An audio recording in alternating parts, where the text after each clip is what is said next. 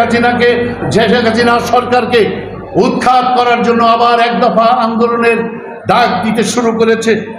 যশোর জেলা শ্রমিক লীগের ত্রিবার্ষিক সম্মেলন অনুষ্ঠিত হয়েছে। যশোর থেকে হৃদয় হাসানের পাঠানো তথ্যচিত্রে বিস্তারিত জানাচ্ছি আমি শেখ আলী আকবর। এমন লোকের নেতৃত্ব দেবেন না, এটা আমাদের যা বিশ্বাস। আপনারা এসেছেন, আপনাদের সম্মেলন সার্থক হোক, সফল হোক। যশোর জেলা আওয়ামী লীগের সভাপতি ও সাধারণ সম্পাদকের সমর্থনে যশোর জেলা শ্রমিক লীগের ত্রিবার্ষিক সম্মেলন 2024 অনুষ্ঠিত হয়েছে। যশোর জেলা পরিষদ সম্মেলন কক্ষে এর আয়োজন অনুষ্ঠিত হয়। সম্মেলনে প্রধান অতিথি হিসাবে উপস্থিত ছিলেন বীর মুক্তিযোদ্ধা নূর কুতুব আলম মান্নান, সভাপতি জাতীয় শ্রমিক লীগ কেন্দ্রীয় কমিটি। প্রধান বক্তা হিসাবে উপস্থিত ছিলেন বীর মুক্তিযোদ্ধা আলহাজ KM আজম খসরু, সাধারণ সম্পাদক জাতীয় শ্রমিক লীগ কেন্দ্রীয় কমিটি। হত্যা করেছিল তাকে, কি দোষ ছিল তার, কি অন্যায় করেছিল শিশু পুত্র আছে, আমরা কিন্তু সেই উত্তর আজও পাইনি।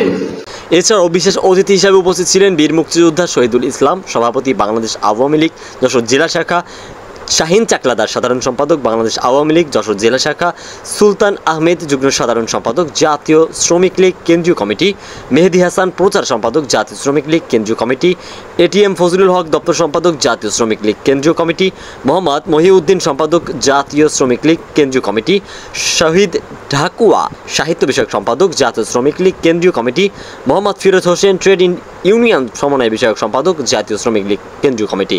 বীর মুক্তিযোদ্ধা আসাদুজ্জামান মিলন তার বক্তব্যের এক পর্যায়ে বলেন, আমার নেত্রীর নির্দেশ, আমার দলের নির্দেশ, দলকে শক্তিশালী করতে হবে।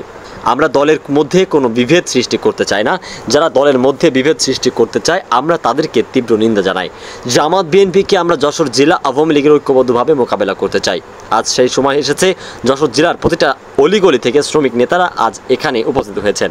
তাদেরকে নিয়ে আমরা যশোর জেলা আওয়ামী লীগ শক্তিশালী করব। শাহিন চাকলাদার বলেন, শাহিন ভাই বলবেন না, স্লোগান হবে নেত্রীর নামে। আমরা চাই যশোর জেলা শ্রমিক লীগ ঢেলে সাজাবো। আমাদের কেন্দ্রীয় নেতৃবৃন্দরা আছেন যাদেরকে সভাপতি সম্পাদক দিবেন, তাদেরকে নিয়ে আমরা যশোর জেলা শ্রমিক লীগ এমনভাবে গঠন করব যেটা হবে ঢাকার পরে সব থেকে শক্তিশালী সংগঠন।